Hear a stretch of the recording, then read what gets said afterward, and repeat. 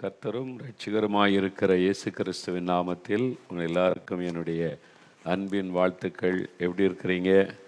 நல்லா இருக்கீங்களா? சந்தோஷமாக இருக்கிறீங்களா?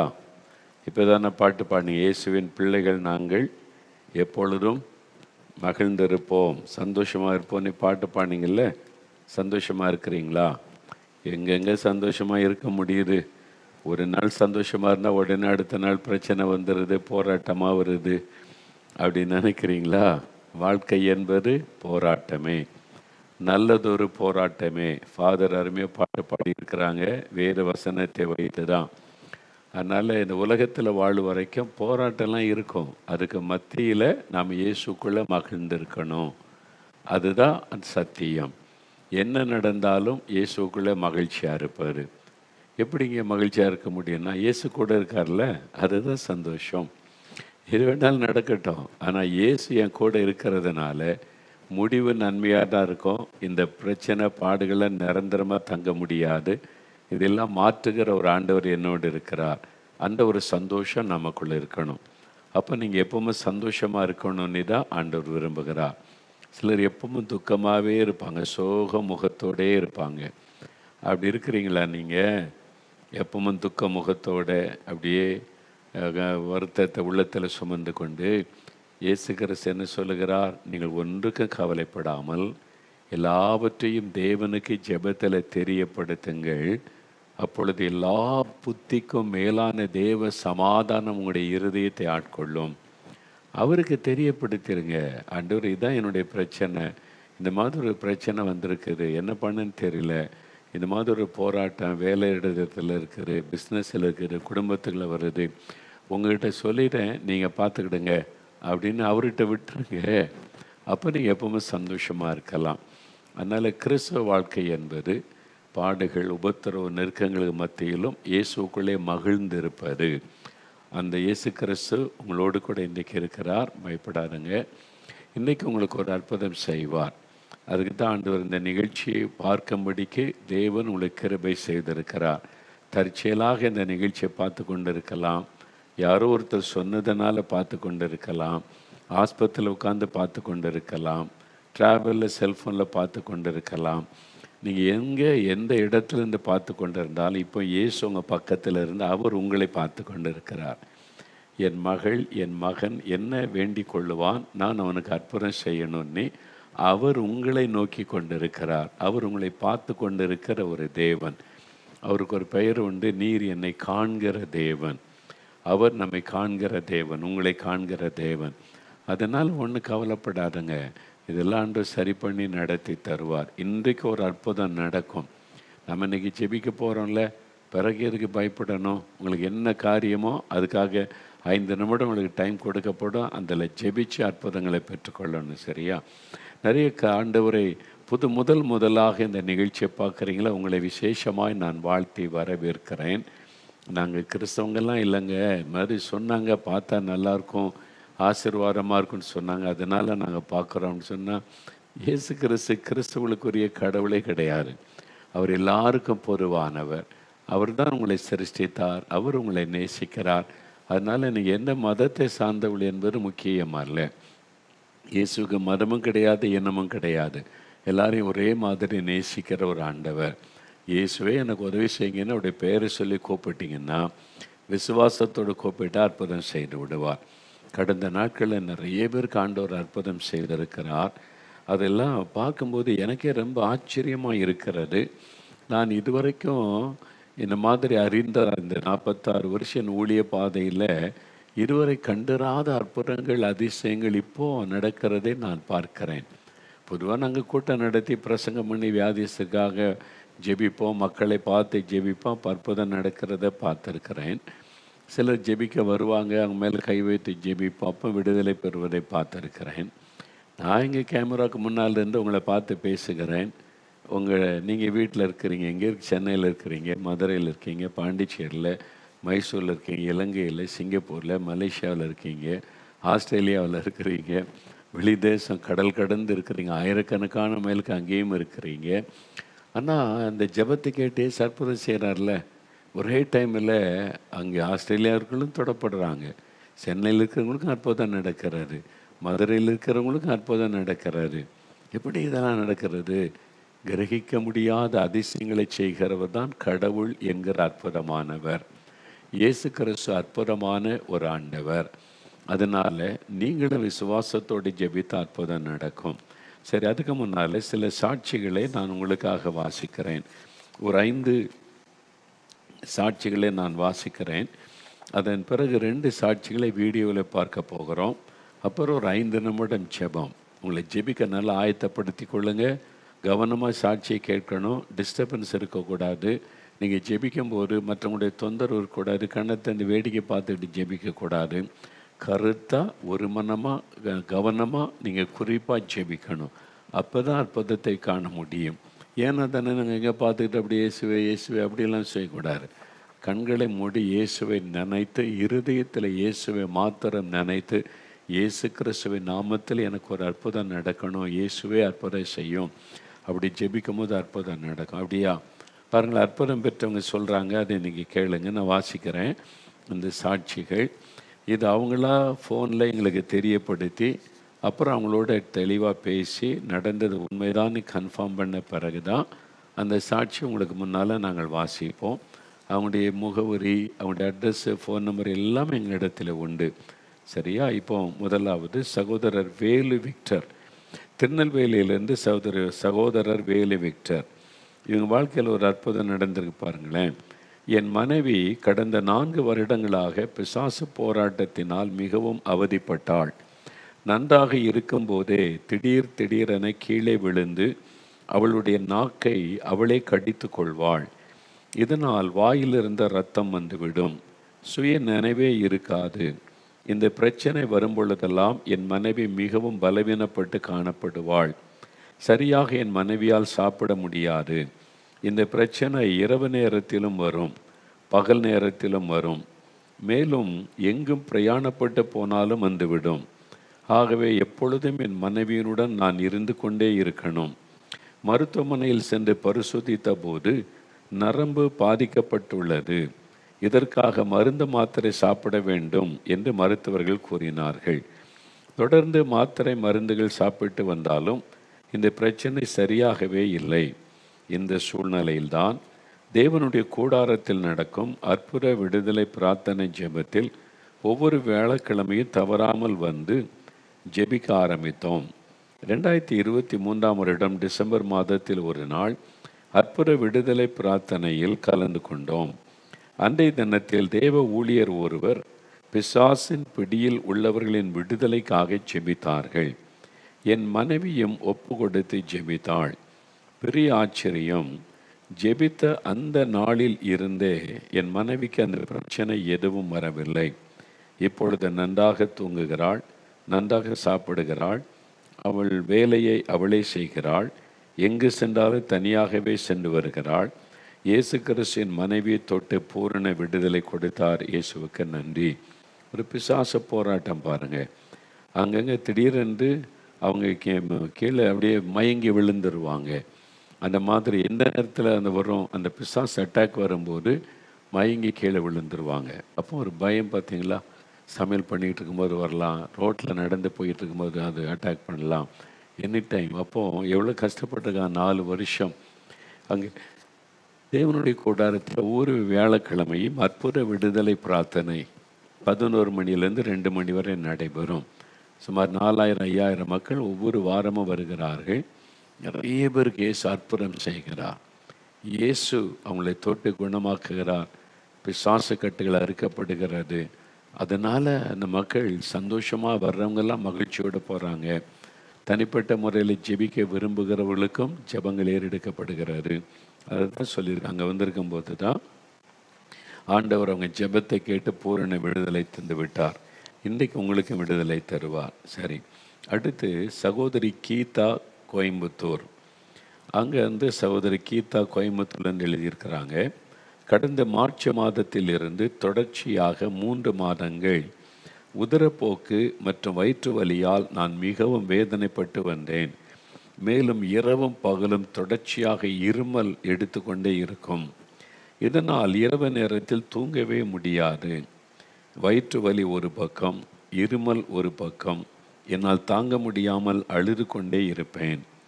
இதற்காக மருத்துவமனைக்கு சென்றேன்.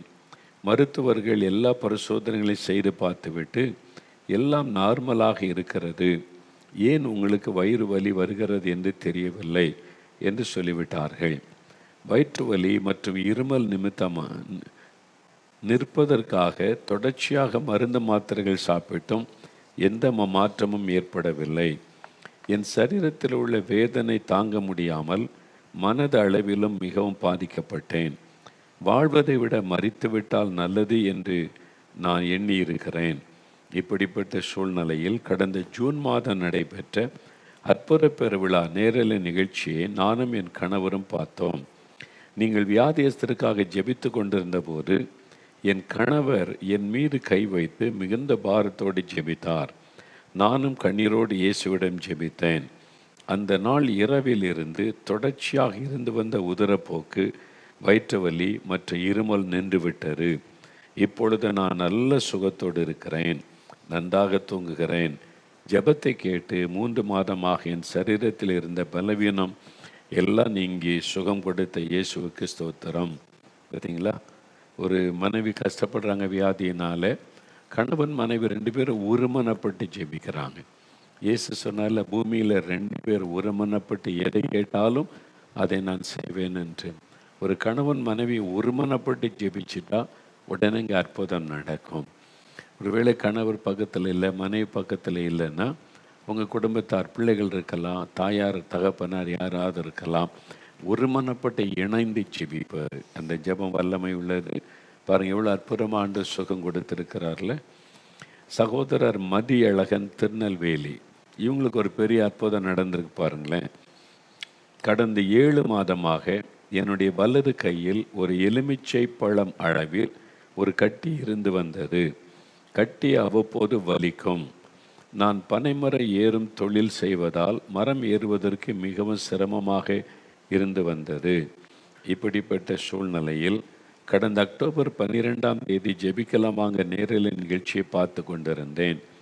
நீங்கள் வியாதியஸ்தருக்காக ஜெபிக்கும் ஜெப நேரத்தில் என்னுடைய கையில் உள்ள இயேசுவின் நாமத்தினால் கட்டி மறையட்டும் என்று விசுவாசத்தோடு ஜெபம் செய்தேன். ஜெபித்த மறுநாள் யதார்த்தமாக கையை பார்த்தபோது கையில் கட்டி இல்லை. கட்டி இருந்த இடமே தெரியாமல் மறைந்து விட்டது. எனக்கு மிகுந்த ஆச்சரியம். ஜெபத்தை கேட்டு 7 மாதமாக என் வலது கையில் இருந்த கட்டியை அற்புதமாக மறைய செய்த இயேசுவுக்கு ஸ்தோத்திரம். எலுமிச்சம்பழ அளவு சைஸில் இருக்குமா. 7 மாதமாக அந்த கட்டி விசுவாசத்தோடு கருத்தாக ஜெபித்த உடனே ஆண்டவர் கட்டி எடுத்து போட்டு விட்டார், மறைந்து விட்டது. இதெல்லாம் எவ்வளோ பெரிய அற்புதம் இல்லை? இருந்த கட்டி அடுத்த நாள் பார்த்தா காணவில்லை. இரவோடு இரவாக ஆண்டவர் அதை அப்புறப்படுத்தி விட்டார். இதுதான் இயேசு கிறிஸ்து செய்கிற அற்புதமான காரியம்.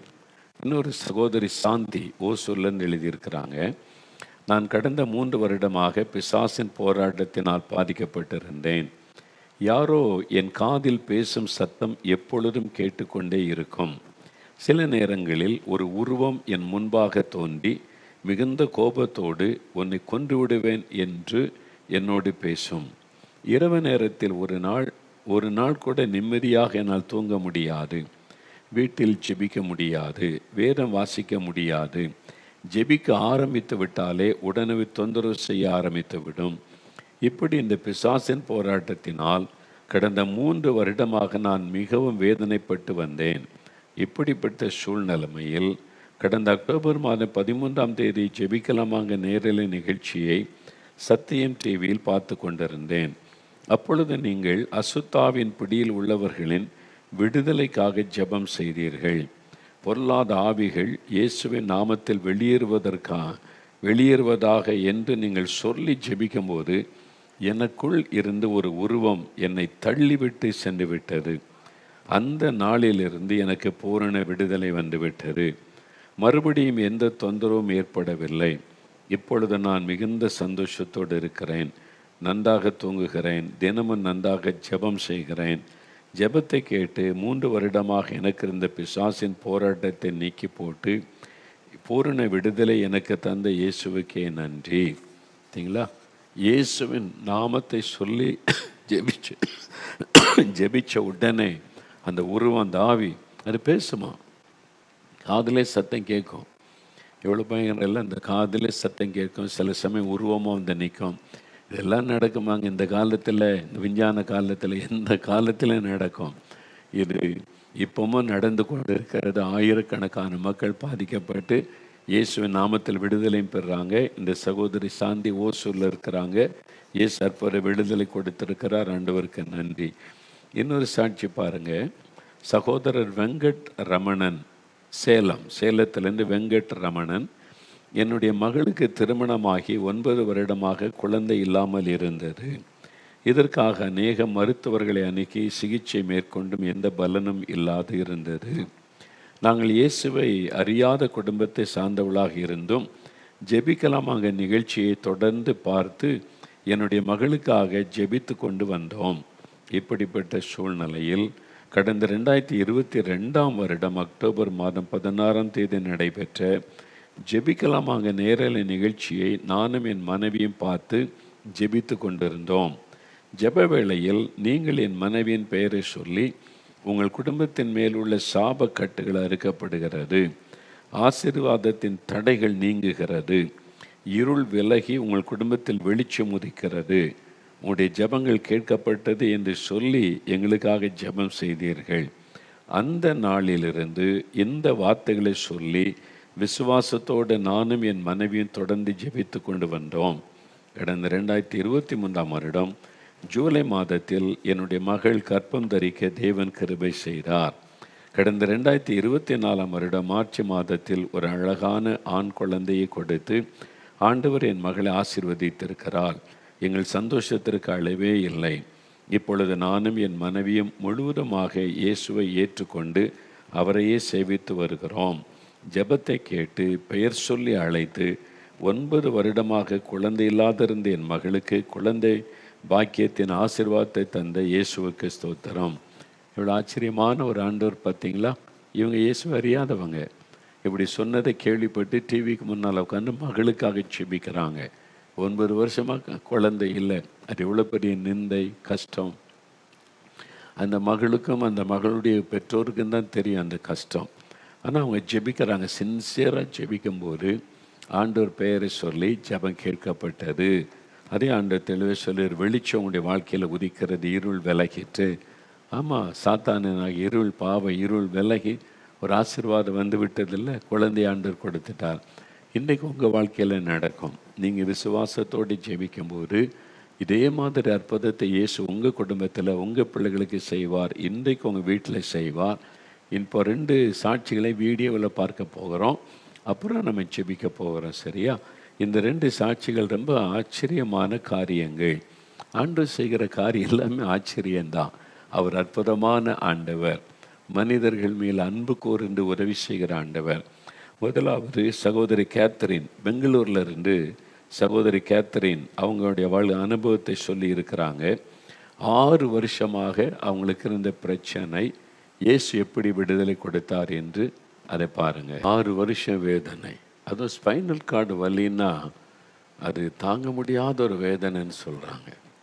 பாருங்கள் எவ்வளோ கஷ்டம். குனிய முடியாது, ஒரு பொருளை தூக்க முடியாது, நேர காலை நீட்டி படுத்து தூங்க முடியாது. எவ்வளோ கஷ்டம் இல்லை? 6 வருஷம் அந்த வேதனை. ஆனால் இயேசு அதை கவனித்தார். அவனுடைய பாரமுள்ள ஜெபத்தை கேட்டார். ஆண்டவர் ஜெபத்தை கேட்டு அவங்க பேரையும் சொல்கிறாரு, அவங்க என்ன ஜெபிச்சாங்கன்றதையும் சொல்கிறார் ஆண்டவர். அவங்க என்ன ஜெபிச்சாங்களோ ஆண்டவரே சாட்சி சொன்ன மகளை பார்த்து இவங்களுக்கு அற்புதம் செய்தீங்களே எனக்கும் செய்யுங்க. அதே வார்த்தையை சொல்லி ஆண்டவர் குணமாக்குகிறார். சொன்ன அந்த நிமிஷம் இந்த வலி போனது தான். உடனே சரீரத்தில் வந்து இம்மீடியட் ஹீலிங், அந்த சேஞ்ச் இம்மீடியட்டாக உடனே அந்த வலி மறைந்தது. 6 வருஷமாக அந்த ஸ்பைனல் கார்டு வலி உடனே மறைந்தது. அதுக்கு பிறகு 1 வருஷம் ஆயிட்டு நல்ல சுகத்தோடு இருக்காங்க. பார்த்தீங்களா? இதுதான் இயேசு. இந்த இயேசு கிறிஸ்து உங்களை நேசிக்கிறார், உங்களுக்கு அற்புதம் செய்ய விரும்புகிறார். இன்றைக்கி உங்களுக்கு என்ன பிரச்சனை? ஸ்பைனல் கார்டு பிரச்சனையா? எலும்பில் போன் ஜாயிண்ட் பெயினா? நரம்பில் பிரச்சனையா? கிட்னி பிரச்சனையா? ஹார்ட்டில், லங்ஸில், லிவரில், எனி ப்ராப்ளம், எதையும் சுகமாக்க இயேசு வல்லமை உள்ளவர். இன்றைக்கு நீங்கள் ஜெபிக்கும்போது உங்களுக்கு அற்புதம் நடக்க போகிறது. உங்களுக்கு பிரியமானவங்க இருந்தால் அவங்க மேலே கை வைத்து நீங்கள் ஜெபிக்கணும். சரி, இன்னொரு சாட்சியம் கேட்டோம். இது ஒரு அற்புதமான ஒரு காரியம் பாருங்களேன். இயேசு கிறிஸ்து செய்கிற காரியம்லாம் அவ்வளவு அற்புதமானது. எவ்வளோ அற்புதமான ஒரு ஆண்டவர். இப்படி ஒரு ஆண்டவரை நமக்கு சொந்தமாக்கி வைத்து கொண்டு அதை விட ஒரு மேன்மை எதுவுமே இருக்க முடியாது. எந்த ஒரு காசு கேட்டு பணம் கேட்டு தொந்தரவு பண்ணி இங்கே வா அங்கே வான்னு சொல்லி வீட்டில் இருந்து கொண்டே நீங்கள் விசுவாசத்தோடு கூப்பிட்ட ஒன்று அற்புதம் செய்கிற மகிழ பண்ணுகிற அற்புதமான ஆண்டவர்லாம் அந்த இயேசு கிறிஸ்து. இப்போ ஒரு சகோதரி மேரி ரதி முட்டம், கன்னியாகுமரியில் முட்டம் என்ற ஒரு இடம் இருக்கிறது. அங்கேருந்து சகோதரி மேரி ரதி 15 வருஷம் ஒரு வேதனை, நரக வேதனை அனுபவிச்சிருக்கிறாங்க. 15 இயர்ஸ். அவங்க வாழ்க்கையில் என்ன நடந்ததுன்னு அவங்களே சொல்கிறாங்க, பாருங்கள், கேளுங்க. இயேசு கிறிஸ்து நம்முடைய துக்கத்தை சந்தோஷமாய் மாற்றுகிற ஆண்டவர்.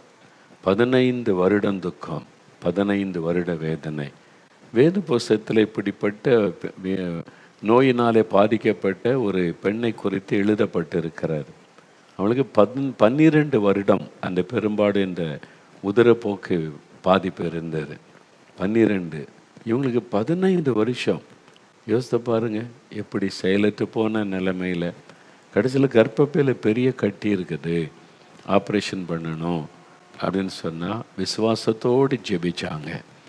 ஜெபிக்கும்போது அது ஒரு ஆவி பார்த்திங்களா, அந்த கட்டியை கொண்டு வந்து அவருடைய கர்ப்பப்பையை தாக்கி அவருடைய சரீரத்தை பாதிப்புக்குள்ளாக்கின ஒரு ஸ்பிரிட் ஆஃப் இன்ஃபர்மிட்டி, பலவீனப்படுத்துகிற வியாதியை கொண்டு வருகிற ஆவி.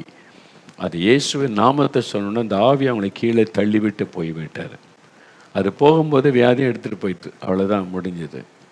இப்போ எழும்புனா பாடியை ஃப்ரெஷ் ஆகிட்டு என்னை எவ்வளோ சந்தோஷமாக சொல்கிறாங்கல்ல. 15 வருஷம் இந்த வேதனைக்கு ஒரு முடிவை கர்த்தர் உண்டாக்கிட்டார். இயேசு கிறிஸ்து உங்களுக்கு செய்வார். சகோதரி, உங்களுக்கு செய்வார். இல்லைங்க, இதெல்லாம் சுகமாக்க முடியாத வியாதின்னு டாக்டர் சொல்கிறாங்க. டாக்டர் சொல்லலாம், இயேசு சொன்னாரா, என்னால் முடியாதுன்னு. அவரால் குணமாக்க முடியாத வியாதி ஒன்றுமில்லை. எத்தனை வருட வியாதியாக இருந்தாலும் அவரால் குணமாக்க முடியும். இப்போ இதே நேரம் நீங்கள் பெற்றுக்கொள்ள போகிறீங்க. இயேசு அற்புதம் செய்ய ஆயத்தமாக இருக்கிறார். நீங்கள் பெற்றுக்கொள்ள ஆயத்தமாக இருக்கிறீங்களா? உங்கள் பக்கத்தில் தான் இருக்கிறார். அப்படி நீங்கள் அவருக்கு ரொம்ப சமீபமாக தான் இருக்கிறீங்க. உங்களுக்கு பக்கத்தில் தான் அவர் வந்திருக்கிறார். நீங்கள் அவர் கை நீட்டி தொடுகிற தூரத்தில் தான் நீங்கள் இருக்கிறீங்க.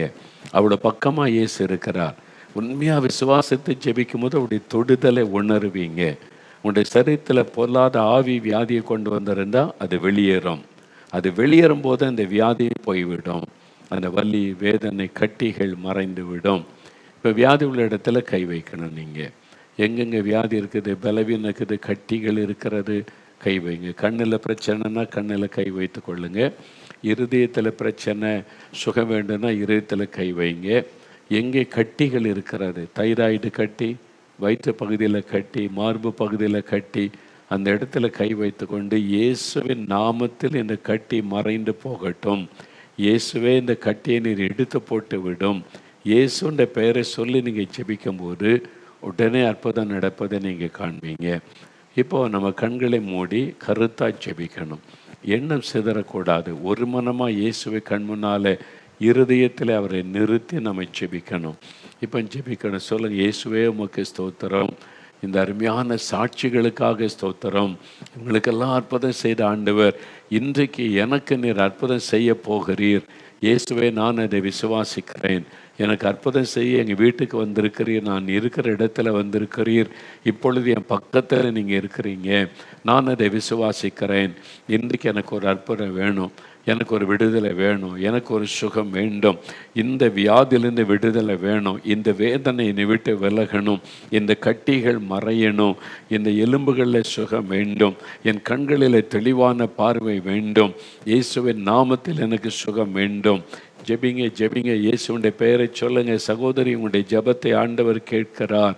உங்களுடைய விண்ணப்பத்தை ஆண்டவர் கேட்டு அற்புதம் செய்து கொண்டிருக்கிறார்.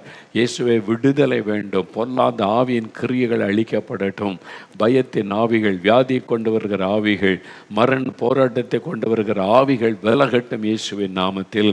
ஜெபிங்க. உங்களுக்கு பிரியமானவங்க குடும்பத்தில் யாராவது பாதிக்கப்பட்டிருந்தால் அவங்க மேலே கை வைத்து ஜெபிங்க. இயேசு அற்புதம் செய்வார். ஆஸ்பத்திரியில் உங்களுக்கு பிரியமானவங்களை வைத்து கொண்டு ஜெபித்து கொண்டு இருந்தால் அவங்க மேலே உங்களுடைய கையை மாத்திரம் வைங்க. இயேசுவின் நாமத்தில் அற்புதம் நடக்கும். ஒரு விடுதலை உண்டாகும். சரி, இப்போ தொடர்ந்து ஜெபிங்க. வாய் திறந்து இயேசுவின் நாமத்தில் சுகம் உண்டாகட்டும். இயேசு கிறிஸ்துவின் நாமத்தில் இந்த வியாதிகள் விலகி போகட்டும். இயேசு கிறிஸ்துவின் நாமத்தில் அற்புதம் நடப்பதாக, வழி திறக்கப்படுவதாக. நசரேயனாகிய இயேசு கிறிஸ்துவின் நாமத்தில் அற்புதம் நடக்கட்டும். கேன்சர் வியாதி மறைவதாக, ஆஸ்துமா வியாதி விலகுவதாக, ஆர்த்ரைட்டிஸ் வியாதி மறைந்து போவதாக. ஆண்டவரே, கர்ப்பப்பையில் இருக்கிற பிரச்சனை மாறட்டும். அல்சர் வியாதி இயேசுவின் நாமத்தில் விலகட்டும். ஒவ்வொரு காரியத்திலும் அற்புதம் செய்து மகிழ பண்ணும். கட்டிகள் மறைந்து இல்லாமல் போகட்டும். இயேசுவின் நாமத்தில் அற்புதம் நடக்கிறது. விடுதலை உண்டாகிறது. அதற்காக நான் உம்மை ஸ்தோத்தரிக்கிறேன். உமக்கு நான் நன்றி செலுத்துகிறேன். அப்பா, உம்மை துதிக்கிறேன். இதோ இந்த பிள்ளைகளுடைய ஜெபத்தை கேட்டு நீர் இப்பொழுதே விடுதலை கொடுத்து அற்புதம் செய்து மகிழ பண்ணி கொண்டிருக்கிறீர். அந்த அன்பை நினைத்து நான் உம்மை ஸ்தோத்தரிக்கிறேன். உமக்கு நான் நன்றி செலுத்துகிறேன். அப்பா, உமக்கு நன்றி. Thank you Jesus. உமக்கு ஸ்தோத்திரம் அப்பா. மீனாட்சி என்கிற ஒரு மகள் இதே மாதிரி கர்ப்பப்பை பிரச்சனையினால பெரும்பாடுள்ள அந்த வியாதியை அனுபவித்து கொண்டு வேதனைப்பட்டு கொண்டிருக்கிற மகள் மீனாட்சி. இயேசுவே, இவங்களுக்கெல்லாம் அற்புதம் செய்திருக்கிறீங்க. இப்படியெல்லாம் அற்புதம் நடக்குமா? எனக்கும் ஒரு அற்புதம் செய்யுங்க இயேசுவே, என்னையும் தொடுங்கன்னு செபிக்கிறீங்க. இயேசுடைய சுகமளிக்கிற வல்லமை உங்களுடைய சரீரத்தில் இறங்குகிறது. மீனாட்சி, இந்த வியாதியை கொண்டு வருகிற பொல்லாத பிசாசை நான் கடிந்து கொள்கிறேன் இயேசுவின் நாமத்தில். விலகு அந்த மகளை விட்டு என்று உன்னை கடிந்து அப்புறப்படுத்துகிறேன். இப்போ அந்த ஆவி வெளியேறுகிறது. விடுதலை உண்டாகிறது. விடுதலை பெற்றுக்கொள்கிறீங்க சகோதரி. இயேசுவுக்கு நன்றி சொல்லுங்க. ஆண்டவருடைய கரம் தொட்டு விட்டது. விடுதலைக்காக இயேசு ஸ்தோத்திரம் என்று ஆண்டவரை மகிமைப்படுத்துங்க. ஆண்டவருடைய கரம் தொட்டு கொடுத்த விடுதலைக்காக நன்றி. சுந்தரி என்கிற ஒரு மகள், உங்களுக்கு தலைப்பகுதியில் நரம்பில் வலி உண்டாகிறது. தலையில் ஒரு பகுதியில் நர்வில் அந்த வலி அப்படியே விண்ணு தெரிக்கிற மாதிரி. அது தலைக்குள்ளே வலிக்குதா கண்ணுக்குள்ளே வலிக்குதா நீ தெரியக்கூடாத அளவிற்கு சில சமயம் அந்த வலி மிகுந்த வேதனை உங்களுக்கு கொடுக்கும். அப்போ நீங்கள் செயலற்று போன நிலைமையில் பல மணி நேரங்கள் சரியாகி வர வேண்டியது இருக்கும். இப்போ நீங்கள் செபிக்கிறீங்க, இயேசுவே என்னையும் தொடும், எனக்கும் ஒரு அற்புதம் செய்யும் என்று ஆண்டவருடைய வல்லமை உடைய நரம்புகளுக்குள் இறங்குகிறது. இயேசு கிறிஸ்துவின் நாமத்தில் உங்களுக்கு விடுதலை. இன்றைக்கூட இந்த வியாதி மறைகிறது. ஆண்டவருடைய இயேசுவின் நாமத்தில் சுகம். இயேசுவே ஸ்தோத்திரம்னு வாய் திறந்து சொல்லுங்கள். இயேசுவே உமக்கு ஸ்தோத்திரம், உமக்கு நன்றி அப்படின்னு சொல்லுங்கள். ஆண்டவர் மகிழ்ச்சி அடைகிறார். ஆண்டவருக்கு ஸ்தோத்திரம் உண்டாகட்டும். தகப்பனே, நீர் செய்கிற அற்புதங்களுக்காக நான் உம்மை துதிக்கிறேன், உம்மை ஸ்தோத்தரிக்கிறேன், நன்றி செலுத்துகிறேன்.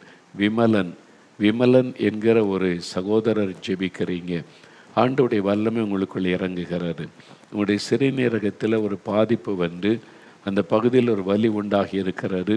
சீக்கிரத்தில் டயாலிசிஸ் பண்ண வச்சுருவாங்களோ, அது கிட்னி முற்றிலும் செயலற்று போய்விடுமோ ஒரு பயம்.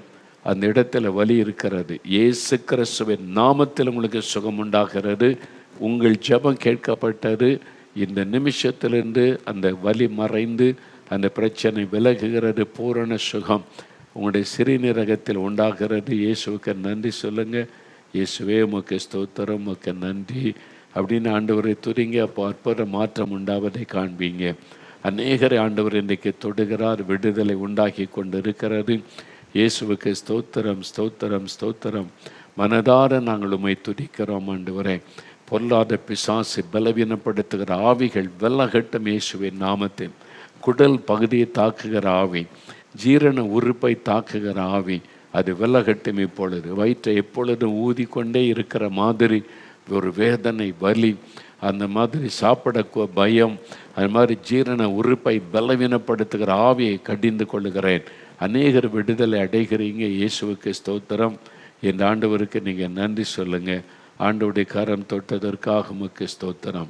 தகப்பனே, இன்றைக்கு உம்முடைய பிள்ளைகள் யார் யார் ஜெபித்தாங்களோ, என்னென்ன கேட்டாங்களோ அதிலெல்லாம் நீங்கள் அற்புதம் செய்துட்டீங்க. சுகம் கொடுத்தீங்க, விடுதலை கொடுத்தீங்க, ஆசீர்வதிச்சிட்டீங்க. குழந்தை செல்வத்தை கேட்டு ஜெபிக்கிற பிள்ளைகளுக்கு கற்பத்தின் ஆசீர்வாதம் உண்டாகட்டும்.